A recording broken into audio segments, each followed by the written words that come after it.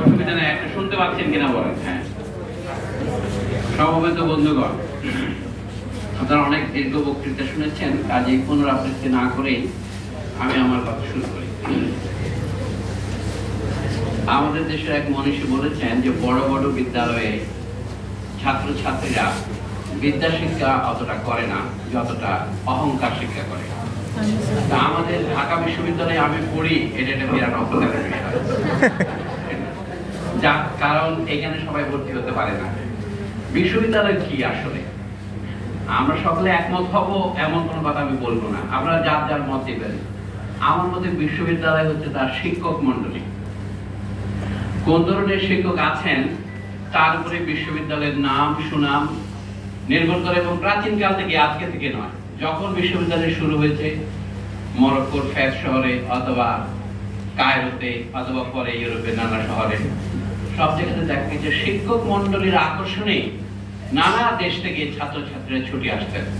কোন বিশ্ববিদ্যালয়কে বিশ্ববিদ্যালয় কেন বলা হয় তার একটা বড় কারণ, পৃথিবীর সব দেশ থেকে ছাত্রছাত্রীরা শিক্ষকদের আকর্ষণে ছুটে আসতেন, ওই জন্যই বিশ্ববিদ্যালয় নামে উৎপত্তি। সব বিদ্যালয়কে আমরা বিশ্ববিদ্যালয় বলি না, যেখানে বিদেশি ছাত্ররাও আসেন। সেই দিক থেকে আপনারা বুঝতে পারেন আমাদের দেশেও কিছু কিছু বিদেশি ছাত্র আসতেন, বিশেষ করে মেডিকেল কলেজে। এই হচ্ছে প্রথম প্রশ্ন। দ্বিতীয় প্রশ্ন হচ্ছে বিশ্ববিদ্যালয় কি? আমরা আধুনিক যুগে বলি শিক্ষা প্রতিষ্ঠানগুলো 3 স্তরে বিভক্ত: প্রাথমিক, মাধ্যমিক এবং তৃতীয়, ইংরেজিতে বলে টারশিয়ারি। বিশ্ববিদ্যালয় বলতে আমরা যা বুঝি এটা তৃতীয় পর্যায়ের শিক্ষার অন্তর্গত। সেখানেও আবার দুটো ভাগ আছে। এই যে অধ্যাপক মোহাম্মদ আজম বারবার বলেন আন্ডারগ্রেড, আমি ধরে নিচ্ছি উনি আন্ডার গ্রাজুয়েট বলছেন, আমেরিকানরা এভাবে বলে। তারপরে আছে গ্রাজুয়েট, এই গ্রাজুয়েটের মধ্যে এমএ পিএইচডি এগুলিও আছে। তা আমাদের বিশ্ববিদ্যালয়ে এই যে ডিগ্রিটা দেওয়া হয়, বাকালরিয়েট, বিএ ডিগ্রি, বিএসসি ডিগ্রি, বিভিন্ন নামের আছে, এলএলবির মধ্যে পি ডিগ্রি, এই হচ্ছে এটা আন্ডার গ্রাজুয়েট ডিগ্রি। এটা হচ্ছে বিশ্ববিদ্যালয়ের সারা পৃথিবীতে প্রথম ডিগ্রি। আমরা আগে 3 বছরে দিতাম, কেউ 2 বছরে দিত বিএ পাস বলে। তারপরে এখন 4 বছরে দিচ্ছেন, কিন্তু মেডিকেল কলেজে আপনার 5 বছর লাগে, তারপরে আরো 2 বছর লাগে। প্রাচীন কালে বিশেষ করে মধ্যপ্রাচ্যে আইন পাস করতে প্রায় 20 বছর লাগতো। এমনকি মেডিকেলও 20 বছরের কমে পাস করতে পারতো না, কারণ মেডিকেল যদি আপনি সঠিকভাবে পাস না করেন আপনি রোগী মেরে ফেলবেন। মানুষ এবং আইনজীবীও আপনাকে সম্পূর্ণ সম্পত্তি বাস্তুচ্যুত এবং সর্বহারা করে দিতে পারে, আইনজীবীর হাতে সে ক্ষমতা আছে। আর গাড়ির ড্রাইভিং লাইসেন্স যারা পান তারাও মানুষ হত্যা করার লাইসেন্সই পান। বলতে ভুলক্রমে হত্যা হয়ে গেছে, তো সেখানে তাকে মৃত্যুদণ্ড দেওয়া যাবে না। শিক্ষক হওয়ার মানে হলো, শিক্ষকদের উপাধি অনেক রকমের আছে। দেখেন, সাধারণত সর্বোচ্চ শিক্ষকদের ডক্টর বলা হয়, মানে সেইটা ওখান থেকে আসছে। আগে বলছে ডক্টর অফ ডিভিনিটি, ধর্মতত্ত্বের। এখন আমাদের বিশ্ববিদ্যালয় থেকে একটা বিষয়কে আমরা সার্থকভাবে নির্বাসনে দিতে পেরেছি, সেটা হচ্ছে ধর্মতত্ত্ব। মানে এটা থাকলেও কোথাও গোপনে আছে, তুলনামূলক ধর্মতত্ত্ব এগুলি পরে হয়েছে, আসলে ধর্মতত্ত্ব কিছুই নাই এখন। এবং ধর্মতত্ত্ব নাই বলেই দর্শন নিয়ে অধ্যাপক আজম যতই বিজ্ঞাপন দিন না কেন, দর্শন আসলে নাই। নানা জনের নানা দর্শন আছে, মানে বিষয় হিসেবে দর্শন বিশ্ববিদ্যালয়ের কেন্দ্রে নাই, প্রান্তে চলে গিয়েছে। আগে ধর্মতত্ত্ব, দর্শন, আইন, তারপরে কি চিকিৎসা, এগুলি ছিল বিশ্ববিদ্যালয়ের সূত্রপাতের সময়। আপনি ইউরোপেও দেখেন। আমি আপনাদের বলবো যে লম্বা বিশ্ববিদ্যালয়ের ইতিহাস না বলে বিশ্ববিদ্যালয় একটা রাজনৈতিক প্রজেক্ট। এখানে বড় বড় বিদ্যালয় হিসেবে আমরা ঢাকা বিশ্ববিদ্যালয়ে যারা পড়ি তারা কেন অহংকার করি? আমরা যে বিএ ডিগ্রি পাস করি বা এই সমপর্যায়ে ডিগ্রি পাস করি, ব্র্যাকেটের মধ্যে অনার্স লিখি, আমাদের মতোই গ্রামের কলেজগুলিতে একই ডিগ্রি দেওয়া হয়। আমরা তাকে নানা রকম বিশ্ববিদ্যালয়ে ভাগ করেছি, জাতীয় বিশ্ববিদ্যালয় বলে একটা করেছি, তা থেকে আবার 7টি কলেজকে ছিনিয়ে এনে ঢাকা বিশ্ববিদ্যালয়ের হাতে দিয়েছি। আবার দেখেন মেডিকেল কলেজ ঢাকা বিশ্ববিদ্যালয়ের অধীনে ছিল, আমি একটু পুরোপুরি জানি না, আমি ভুল করবো, এটা হয়তো আরেকটা মেডিকেল বিশ্ববিদ্যালয়ে তার হাতে দিয়ে দেওয়া হবে। এই যে প্রশাসনিক বিন্যাস, এইটা ছাড়াও কিন্তু বিশ্ববিদ্যালয় চলে না। আমি বললাম বিশ্ববিদ্যালয় তাহলে 3টা জিনিস, তার শিক্ষক মন্ডলী। শিক্ষক মন্ডলী কোথায় মরুভূমিতে বক্তৃতা করবে না, তার তো ছাত্র মন্ডলী দরকার, সে সারা পৃথিবী থেকে আসে। শিক্ষকেরাও সারা পৃথিবী থেকে আসতে পারেন। আজবের ইঙ্গিত কিন্তু সেদিকেই, যে অনলাইনে হলেও বিদেশে আমেরিকান শিক্ষক থাকবে, ঠিক আছে। রাজি আছি স্যার। আমরা নিজেরা আমেরিকানদের কাছে যাওয়ার চাইতে আমেরিকানদের যদি আমরা আনতে পারি, আমেরিকানরা না হলে তো আমাদের বাংলাদেশ এগ্রিকালচার ইউনিভার্সিটি হতো না, আমেরিকানরা না হলে তো আমাদের বুয়েট হতো না, টেক্সাস আইডিয়াতে আমি পড়াইতাম এক সময়, আমেরিকানরা না হলে আমাদের গার্হস্থ অর্থনীতি কলেজ হতো না। কিন্তু তার আগেও আমাদের ব্রিটিশ ইউনিভার্সিটি করেছে। আমি তিনটা হিসাব দিচ্ছি। এর জন্য বিশ্ববিদ্যালয়ের মধ্যে একটা প্রশাসন লাগে, তাহলে শিক্ষক, ছাত্র এবং প্রশাসন। প্রশাসন মানে সেখানে আবার অফিসার এবং চতুর্থ শ্রেণীর কর্মচারী এসব আছে। এগুলি আপনাদের সবই জানা কথা, নতুন কথা না। ঢাকা বিশ্ববিদ্যালয় কি করে হয়েছিল এটা আপনি জানেন। আমি এখানে বলবো বিশ্ববিদ্যালয় শিক্ষা প্রতিষ্ঠান আমরা বলি, কিন্তু শিক্ষা কি জিনিস? শিক্ষা একটা রাজনীতি। শিক্ষা মানে মগজ দোলাই করা, ব্রেন ওয়াশিং যাকে বলে। আপনার ব্রেনকে এত ধীরে ধীরে ধোলাই করা হয়, আপনি একটা ফরম্যাটিং এর মধ্যে পড়েন, আপনি ওইটাকে শিক্ষা মনে করেন। আমি এই কথা বলে আপনি মনে করেন যে শিক্ষা জিনিসটা আমি খারাপ বলছি, এটা খারাপ নয়, ভালো নয়, এটা কি সাদা এবং কালো এই ভাষায় বলছি। এটা হলো সাদা কালো একটা ছবি। আমাদের ঢাকা বিশ্ববিদ্যালয় তৈরি হয়েছিল রাজনৈতিক প্রেক্ষাপটে। তুহিন খানরা তুলেছিলেন, আপনাদের অধৈর্য থেকে বেচারা এটা বলে নাই বেঠিক। আমি একটু আপনাদের ধৈর্যচ্যুতি করাই। বিশ্ববিদ্যালয় কি করে শুরু হয়েছিল? এই বিশ্ববিদ্যালয়ের চতুর্থ উপাচার্য ছিলেন রমেশ চন্দ্র মজুমদার, যার ফলে আমরা এই গোষ্ঠীতে, আমি বলি রমেশ চন্দ্র মজুমদারের একটা বই আছে জীবনের স্মৃতি দ্বীপে। এখন এত রবীন্দ্রনাথ ঠাকুর ঢাকা বিশ্ববিদ্যালয়ের প্রতিষ্ঠার বিরোধিতা করেছিলেন কি করেন নাই, এই বিষয়ে মীমাংসা করার জন্য রমেশ চন্দ্র মজুমদারই যথেষ্ট আমি মনে করি। কারণ 1926 সনে রবীন্দ্রনাথ যখন ঢাকা বিশ্ববিদ্যালয়ে ভ্রমণ করতে এসেছিলেন, তখন তিনি রমেশ চন্দ্র মজুমদারের বাড়িতে ছিলেন। ওই বেইলি রোডে যেখানে মন্ত্রীরা থাকে সেই ধরনের বাড়ি, উনি থাকতেন বর্ধমান হাউসে, এই ধরনের বাড়িতে। তো ওনার গল্প থেকে বোঝা ঢাকা বিশ্ববিদ্যালয়টা কিভাবে তৈরি হয়েছিল। আমার বক্তব্য হচ্ছে আপনাদের বিষয় কেমন বিশ্ববিদ্যালয় চাই, তারপর ভিতরে লিখছেন কেমন ঢাকা বিশ্ববিদ্যালয় চাই। আমি যদি সুযোগ থাকতো, অভিজ্ঞতা আপনাদের অনেক আছে, আমি বলতাম আমাদের একটা খোলা ঢাকা বিশ্ববিদ্যালয় চাই।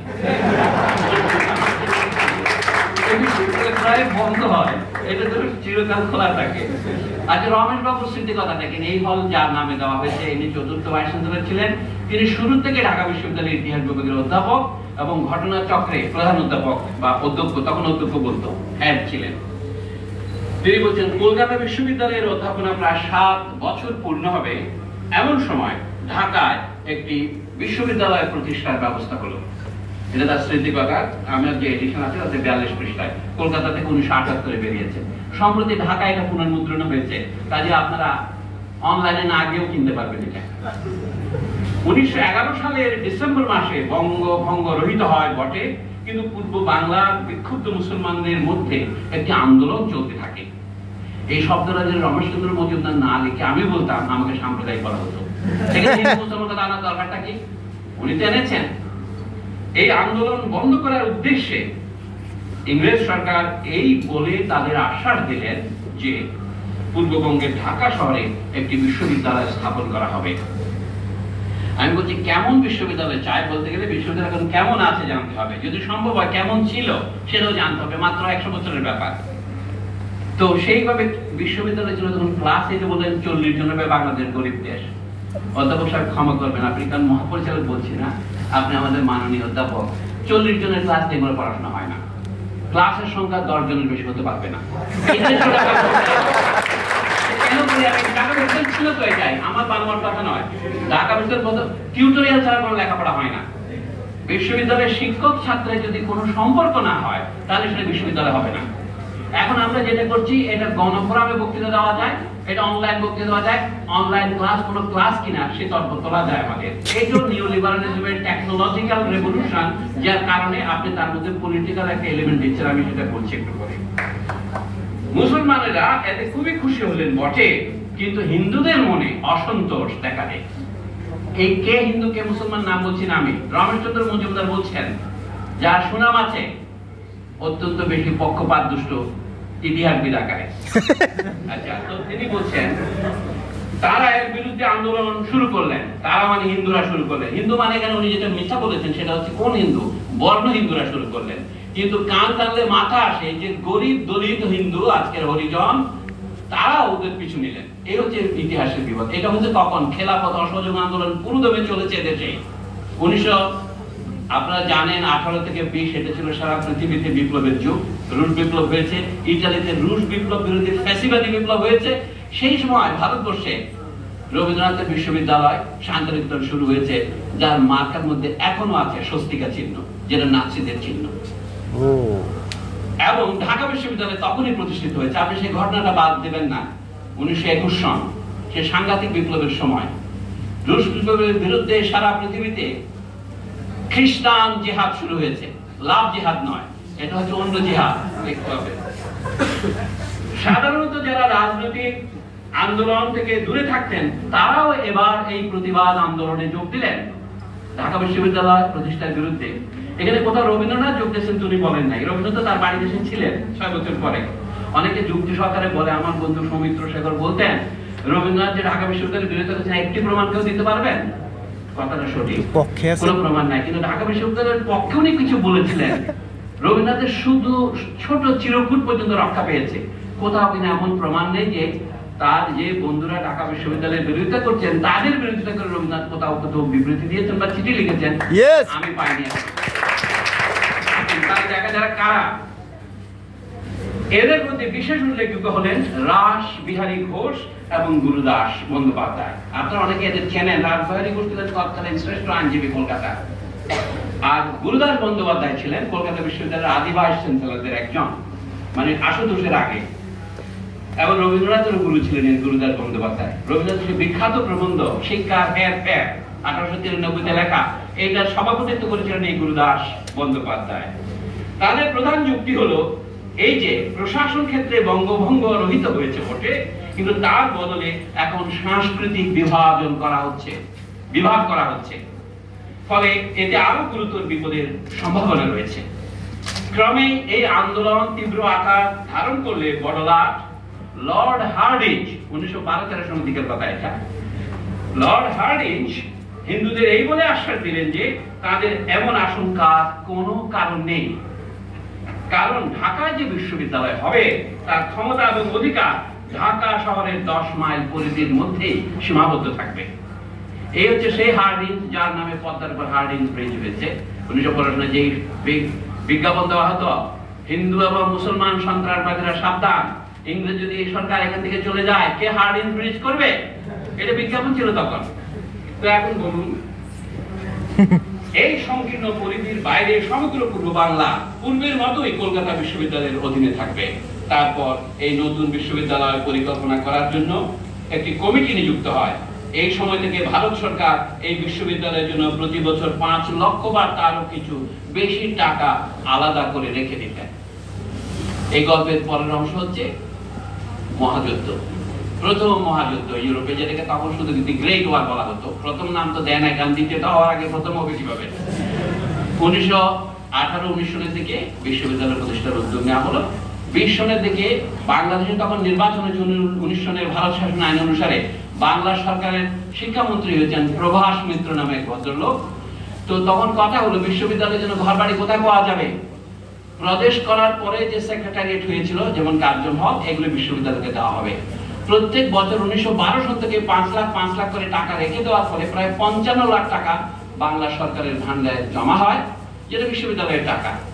তখন বিশ্ববিদ্যালয় প্রতিষ্ঠার পর হার্টগ সাহেব যখন ভাইস চ্যান্সেলর হয়ে আসলেন, তিনি ওই টাকাটা চাইলেন। প্রভাস মিত্র বললেন, এই টাকা আমি তোমাদের দেব না, 55 লক্ষ টাকা দেবে না। কোন বইতে লিখছে 60 লক্ষ টাকা, হয়তো আরেক বছরের বেশি হবে। দেবে না কারণ কি, আমাদের যে সরকারের ভবনগুলো তোমাদেরকে দিয়ে দেওয়া হয়েছে, মানে শিক্ষকদের বাসস্থান, যেগুলো অনেক বড় বড় প্রাসাদের মতো, এবং তখন ভাইস চ্যান্সেলরের বাসস্থান এগুলো হয়েছিল। এখন যেখানে যুদ্ধ অপরাধ ট্রাইব্যুনাল আছে, ওইগুলো বিশ্ববিদ্যালয়ের অংশ ছিল। তো সেইভাবে সরকার 55 লক্ষ টাকা কেটে রাখলেন, কারণ বিশ্ববিদ্যালয়ের ভবনগুলির দাম হিসেবে। আমি বিরোধিতার পর্যায়ে কি ছিল সেটা বোঝার জন্য বলি। স্যার আশুতোষ মুখোপাধ্যায় এই বিরোধীদের নেতা ছিলেন। স্যার আশুতোষ মুখোপাধ্যায়কে তখন এরপরে 1918-19 সনের দিকে যখন উনি বিরোধিতা বেশি করছেন, বলে তুমি কি চাও, সেই গল্পটা হচ্ছে এরকম। প্রথম বিশ্বযুদ্ধ এবং আরো কয়েকটি কারণে এই বিশ্ববিদ্যালয় স্থাপন করতে অনেক দেরি হয়। সেই সম্বন্ধে স্যার আশুতোষের কাছে একটি খবর শুনেছিলাম, যা এখনো সাধারণের অজানা। 1978 সনে রমেশচন্দ্র মজুমদার লিখছেন, তিনি তখন কলকাতা বিশ্ববিদ্যালয়ের লেকচারার, বেতন পাইতেন 400 টাকা না 300 টাকা। ঢাকায় তাকে প্রফেসর পদে নিয়োগ করার জন্য অফার দেওয়া হলো। তো তিনি প্রথমে রিডার হিসেবে দরখাস্ত করেছিলেন, পরে হচ্ছে তার বেতন 1000 টাকা থেকে 1800 টাকা হবে। এগুলি কাহিনী বেশি ইম্পর্টেন্ট নয়, ইম্পর্টেন্ট হচ্ছে এটা। সেই কথাটি এখানে তাই লিখে রাখছি। একদিন বিকালে সেনেট হাউস থেকে বাইরে আসছি, দেখি স্যার আশুতোষ তার গাড়িতে উঠেছেন। আমাকে ডেকে বললেন, চলো আমার সঙ্গে। তারা কলকাতায় একদিকেই থাকতেন। চলো আমার সঙ্গে, চলো তোমাকে বাড়িতে যাওয়ার সময় নামিয়ে দেই। আমি তখন ভবানীপুরে থাকি। গাড়িতে তৃতীয় ব্যক্তি আর কেউ ছিলেন না। পথে স্যার আশুতোষ অনেক বিষয়ে অনেক কথা বললেন। এর মধ্যে ঢাকা বিশ্ববিদ্যালয় সম্বন্ধে খবরটি আমার এখনো স্পষ্ট মনে আছে। 1920-21 কথা 1978 স্মরণ করে লিখছেন। স্যার আশুতোষের কথা তার নিজের ভাষাতেই সংক্ষেপে বলছি, উদ্ধৃতি। একদিন হাইকোর্টে গেছি, এমন সময় বড়লাটের বাড়ি থেকে জরুরি মার্কা এক চিঠি পেলাম। খুলে দেখি বড়লাটের প্রাইভেট সেক্রেটারি লিখেছেন যে হাইকোর্ট থেকে ফেরার পথে আমি যেন বড়লাটের সঙ্গে দেখা করে যাই। চিঠিতে যে সময় লেখা ছিল ঠিক তখনই আমি গেলাম। যাওয়া মাত্রই প্রাইভেট সেক্রেটারি আমাকে একেবারে সোজা বড়লাটের কামরায় নিয়ে গিয়ে এবং সেখানে বসিয়ে রেখে বেরিয়ে গেলেন।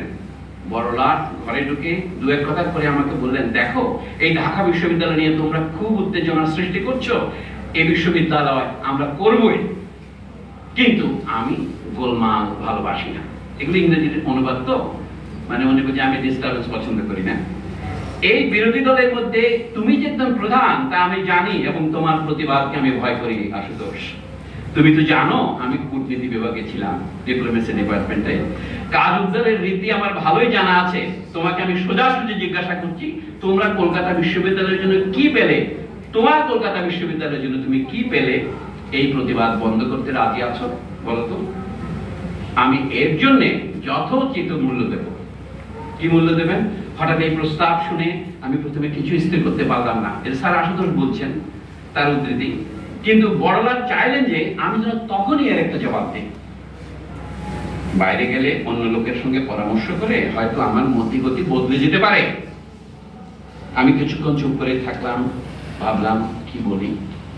তখন তিনি আবার বললেন যে ঢাকায় বিশ্ববিদ্যালয় হবে, কিন্তু তুমি ইচ্ছা করলে এখন কলকাতা বিশ্ববিদ্যালয়ের জন্য কিছু করে নিতে পারো। তখন আমি বললাম, আচ্ছা আমি ঢাকা বিশ্ববিদ্যালয়ের বিরুদ্ধে প্রতিবাদ করব না যদি ভারত সরকার কলকাতা বিশ্ববিদ্যালয়ের 4টি অধ্যাপক পদ সৃষ্টি করেন। বড়লাট তখনই এতে রাজি হলেন, বললেন তাই হবে। তোমার সঙ্গে আমার এই যে কথাবার্তা হলো, এটি আমার দপ্তরে ঢাকা প্যাক্ট বলে লেখা থাকবে। এই কাহিনী শেষ করে স্যার আশুতোষ বললেন যে এইভাবে আমি 4টি অধ্যাপকের পদ পেলাম। যতদূর মনে পড়ে এই 4টি পদ হলো Carmichael professor of ancient Indian history and culture, Mintu professor of economics, George the fifth professor of philosophy, এবং আরেকটি বোধ হয় উনি বলছেন হার্ডিঞ্জ প্রফেসর অফ ম্যাথমেটিক্স। এই 4টি অধ্যাপক পদ এখনো আছে। আমি আর লম্বা করবো না। এরপরে দেখা যায় তখন কলকাতা বিশ্ববিদ্যালয়ের কে সেনেট যাকে বলতো, ঢাকায় যেটাকে বলতো কোর্ট, বিশ্ববিদ্যালয়ের কোর্ট, সেখানে যারা নির্বাচিত হতেন ঢাকা শহরের যারা প্রবীণ নেতা, আনন্দ চন্দ্র রায় বলে এক আইনজীবী ছিলেন, এরকম আরো বহুজন আছে, তাদের নাম দেখেছেন। প্রায় 250 লোক প্রতিবাদ করেছেন ঢাকা বিশ্ববিদ্যালয় প্রতিষ্ঠা করা যাবে না। এবং তার বিশ্ববিদ্যালয় প্রতিষ্ঠা করার পর তারা আবার বিশ্ববিদ্যালয়ের সেনেট কোর্টের মেম্বারও হলেন। 1947 পর্যন্ত প্রত্যেক বছর বক্তৃতা তারা বলতেন এই বিশ্ববিদ্যালয় বন্ধ করে দেওয়া উচিত। আছে কিন্তু এইটা না জানা এই ঢাকা বিশ্ববিদ্যালয় তার 100 বছর পূর্তি উপলক্ষে এই বইটা ছেপেছে। আমাদের সেই ঢাকা বিশ্ববিদ্যালয়, এটা কলকাতায় প্রথম 1974 বের হয়। সম্পাদক ছিলেন শ্রী রমেশ চন্দ্র মজুমদার এবং শ্রী আশুতোষ ভট্টাচার্য। এখানেও তার একটা লেখা আছে ঢাকার স্মৃতি নামে। এটা ছিল ওই বইয়ের সার অংশটা। আমি বলছি যে বিশ্ববিদ্যালয় প্রতিষ্ঠার ঘটনাটি একটা বিরাট রাজনীতি। তাদের অধ্যাপক নিয়োগ সম্পর্ক নিয়ে বলছেন যে ছাত্ররা দেখলে এখানে মুসলমানদের জন্য বিশ্ববিদ্যালয় হচ্ছে, কিন্তু মুসলমান অধ্যাপক পাওয়া যাচ্ছে না। তো এখন কি হবে? ছাত্রদের যদি উপকার করতে চান, খারাপ শিক্ষক নিয়োগ করা যাবে না। প্রফেসর এবং রিডার কোনো মুসলমান পাওয়া গেল না। 3 জন লেকচারার পাওয়া গিয়েছিল শেষ পর্যন্ত, মানে 1940-এর আগে। অধ্যাপক আব্দুর রাজ্জাক ছিলেন তার মধ্যে 3 নম্বর। আবার কাজী মোতাহার হোসেন একজন ছিলেন, আর একজন ছিলেন। প্রথম রিডার পাওয়া গেল শহীদুল্লাহ সাহেব, হ্যাঁ, আরেকজন পাওয়া গেল এ এফ রহমান, লিডার হিসেবে উনি আসলেন, যিনি যার নামে রহমান হল আছে। এই কাহিনীগুলো আপনারা সকলেই জানেন এবং আমাদের জানাটা স্বাভাবিক, কিন্তু আজকে বলছি এই কারণে বিশ্ববিদ্যালয়ে তখন ছাত্র প্রথমবার ভর্তি হয়েছিল 700-800।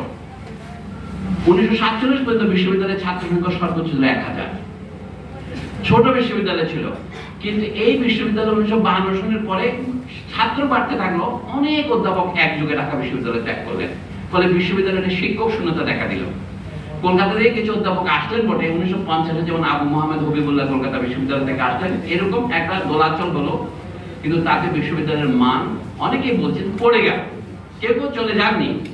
তো এই অবস্থায় 1952 সনে যে ভাষা আন্দোলন আপনারা করলেন, এটা তো বিশ্ববিদ্যালয়ের ছাত্ররাই করেছে। এখন যেটা মেডিকেল কলেজ, ওখানে বিশ্ববিদ্যালয়ের কলা ভবন ছিল তখন এরপরে তো বলতেই পারতাম যে এখন থেকে আর ছাত্র রাজনীতি করা যাবে না, বাংলা ভাষা তো হয়ে গেছে। কিন্তু দেখেন এখন আমরা যে সত্যিটা বিশ্ববিদ্যালয় করতে চাই, এখন তো বিশ্ববিদ্যালয় বড় হয়েছে, অর্থাৎ ক্লাস 10 জন করা যাবে না, তাদের 10 জন অসুবিধাটা কি? মাস্টার বেশি লাগবে, এই তো। এই আন্ডার গ্রাজুয়েটদের পড়াবার জন্য অত বেশি পিএইচডি ওয়ালা মাস্টার লাগে না। আন্ডার গ্রাজুয়েটরাই পড়াতে পারে। আন্ডার গ্রাজুয়েটের মধ্যে যারা ফার্স্ট ক্লাস ফার্স্ট হয় তাদেরকে দেওয়া যেতে পারে। আগে একটা পদ ছিল অ্যাসিস্ট্যান্ট লেকচারার, আব্দুল রাজ্জাক নিযুক্ত হয়েছিল 1936 সনে অ্যাসিস্ট্যান্ট লেকচারার হিসেবে, এবং উনি অনেক বছর লেকচারার ছিলেন। 1945 সন পর্যন্ত উনি পিএইচডি অবস্থা লেকচারারই ছিলেন। তারপরে সারা জীবন বোধহয় অ্যাসিস্ট্যান্ট প্রফেসরের উপরে ওঠেন নাই, আমি পুরোপুরি জানি না। তখন অনুন্নতি এইরকমই ছিল যে অধ্যাপক নিয়োগ করার জন্য লোক পাওয়া যেত না। তবু তারা মধ্যে একটা আপোষ তারা করেন নাই। মুসলমান যারা সিনেট মেম্বার ছিলেন ওখানে, তারা কখনোই দাবি করে নাই যে যোগ্যতা কম হলে তাকে রিডার অথবা প্রফেসর নিয়োগ করতে হবে কারণ তিনি মুসলমান। এটা জানে রমেশ চন্দ্র মজুমদার সাক্ষী দিয়েছে, বলে মুসলমানদের একটা গুণ প্রশংসা করতে হবে, তারা শুধু লেকচারারও নিয়োগ করা হোক তাদের কমিউনিটি থেকে। কেন? তারা একটা মধ্যবিত্ত শ্রেণী চান। কারণ ইউনিভার্সিটির মাস্টাররা হলেন মধ্যবিত্ত শ্রেণীর একটা স্তম্ভ, একটা পিলার, উকিলের একটা পিলার। তার মানে পূর্ব বাংলার 100 বছর আগেও যে দশা ছিল, পূর্ব বাংলার সরকার নিরক্ষরতার হার ছিল কত জানেন? 94। মানে সাক্ষরতার হার ছিল 6 1947 সনে। এই পরিপ্রেক্ষিতে আমাদের এখানে সমাজে, এখানে আমরা ডিগ্রি নিতে আসি বিশ্ববিদ্যালয় করার জন্য নয়, বিসিএস পরীক্ষা দেওয়ার জন্য। এটা কোনো দোষের কিছু নয়, কিন্তু বিশ্ববিদ্যালয়ের তো একটা আনুষঙ্গিক প্রয়োজন আছে যে এরপরে এখানে গবেষণাও হবে। আসল কথা হলো বিশ্ববিদ্যালয়ের ছাত্ররা যদি খেতে না পায় তাহলে তারা পড়তে পারবে না। তারা যদি পড়তে না পায়, বিশ্ববিদ্যালয়ে যারা আছেন তাদেরকে তো মানুষ হিসেবে দেখতে হবে। এই জন্য আমি 3টা স্তরে ভাগ করি। আমরা যে রাজনীতির কথা বলছি, শিক্ষক রাজনীতি, শিক্ষক নিয়োগটা যদি আপনি মেধার ভিত্তিতে করতে পারেন। 1947 সনের আগে ঢাকা বিশ্ববিদ্যালয়ে মুসলমান শিক্ষকের সংখ্যা এত মুষ্টিমেয় হয়েছিল যে প্রফেসরই পাওয়া যায়নি। 40-এর পরে পাওয়া গেছে, সৈয়দ মুয়াজ্জেম হোসেন কেদারা ভাইস চ্যান্সেলর হয়েছেন। তো সেইটা থেকে যে আমরা শিক্ষা নেই, যোগ্য শিক্ষক দরকার হলে আমি পৃথিবীর দূরে নিয়ে আসবো। কিন্তু এটা বিশ্ববিদ্যালয় করা হচ্ছে এখানকার ছাত্রদের জন্য। আমি একটা বিষয়ে আপনাদের দৃষ্টি আকর্ষণ করতে চাই। বিশ্ববিদ্যালয়ে ভর্তি পরীক্ষা নিয়ে যে আনন্দটা আপনারা করেন, এইটা ভাববার বিষয় আছে। ঢাকা বিশ্ববিদ্যালয়ে কে ঢুকতে পারবে পারবে না, আপনি যে মেধা ভিত্তিতে ঠিক করেন। এই মেধাগুলো কিভাবে হয়? আপনার যে 2টা পরীক্ষা পাশ করে আছেন, মাধ্যমিক উচ্চ মাধ্যমিক এবং তার সমমানের পত্রিকা, সেটা মাদ্রাসাকে হতে পারে, বিদেশে A level O level হতে পারে। তারপরে আপনারা এই যে বিশ্ববিদ্যালয়ে পরীক্ষা নেন।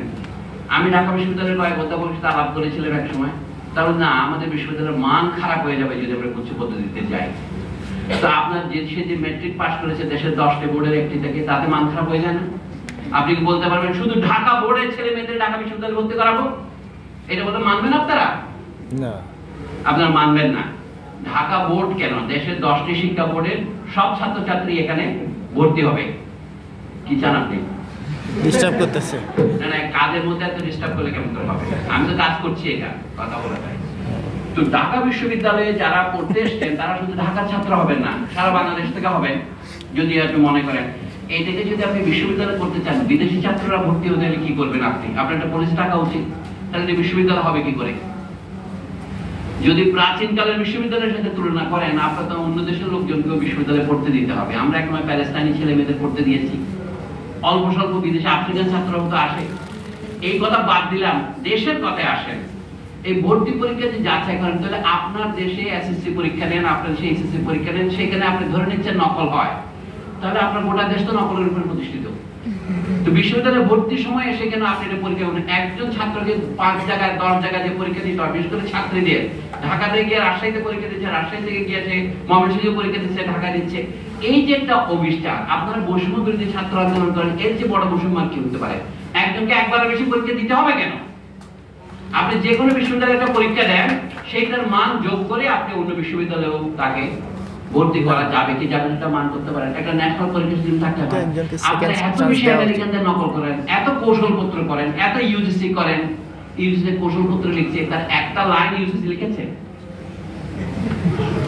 20 বছর আগে আপনারা দেখেন পিআরএসপি বলে এক অদ্ভুত দলিল বের হয়েছিল, poverty reduction strategy paper. Hossain Zillur Rahman এটা করে বিক্রি করতেন, বিনা অপশনে এটা বিক্রি করেছেন। সেটা কি দেখি ওয়েবসাইটে গেলে দেখা যায় 120টি দেশের একই পেপার, শুধু দেশের নামটা বদলাই দেয়। আমাদের ইউজিসির এটাও তাই। অর্থাৎ একটা দেশের মাছের পচন মাথা থেকে শুরু হয়, ইউজিসি থেকে তো পচন শুরু হয়েছে। ইউজিসির একটা নোটিশে বিশ্ববিদ্যালয় বন্ধ হয়ে যায়, এটা বন্ধ করার কথা বলে আপনারা সবাই হাততালি দিলেন, কিন্তু ইউজিসি তো বন্ধ করে দেওয়া হচ্ছে। আমি হায়ার এডুকেশন কমিশনের পক্ষে নই, কিন্তু আমি সেটা বলছি না। উচ্চশিক্ষা কমিশন বলছে ইউজিসি বন্ধ করে দিয়ে এইগুলো হচ্ছে রাষ্ট্র কর্তৃক নিয়ন্ত্রণ করা। বিশ্ববিদ্যালয়ের খরচ আছে, ছাত্র আছে, আমরা শিক্ষক আছে, আমরা বেতন দিই। পৃথিবীর ইতিহাসে কোথাও আপনি দেখবেন না ছাত্ররা বেতন দিয়ে বিশ্ববিদ্যালয়ে পড়ে।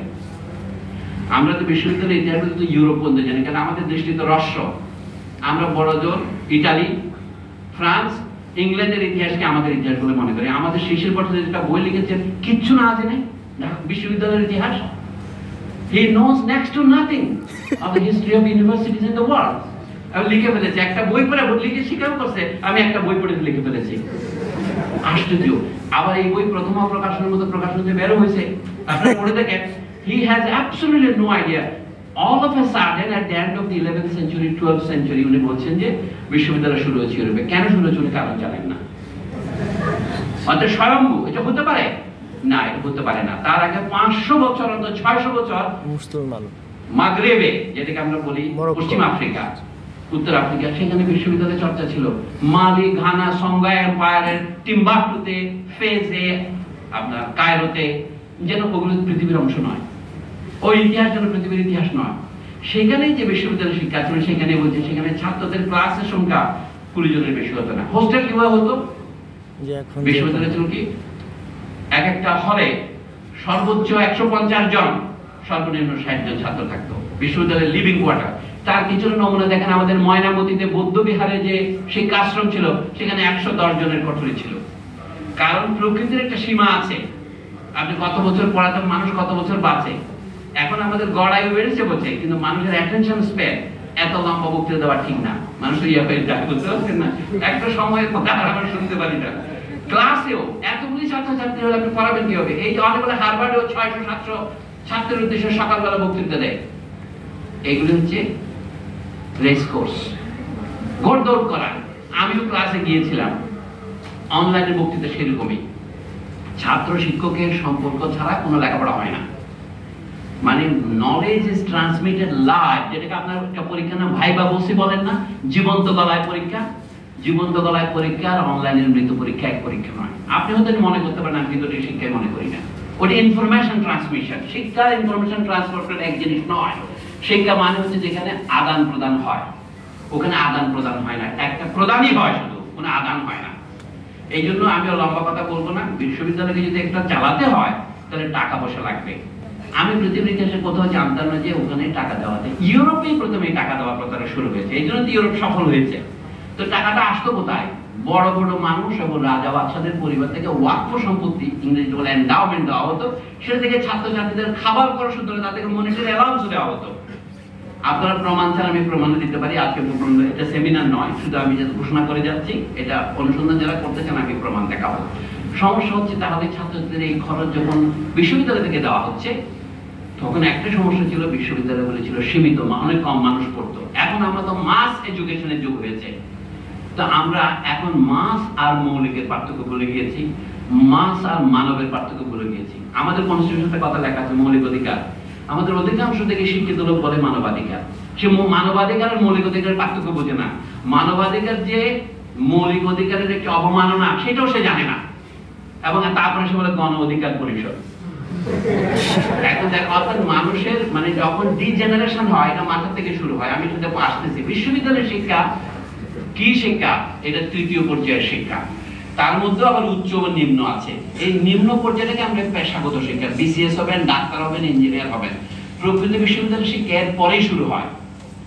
আমি ইতিহাস থেকে দিচ্ছি, আমার প্রমাণ হচ্ছে আমাদের দেশের প্রাচীনকাল এবং অন্যান্য দেশের প্রাচীনকাল এবং বর্তমান কালের ইতিহাস। সেটা কি?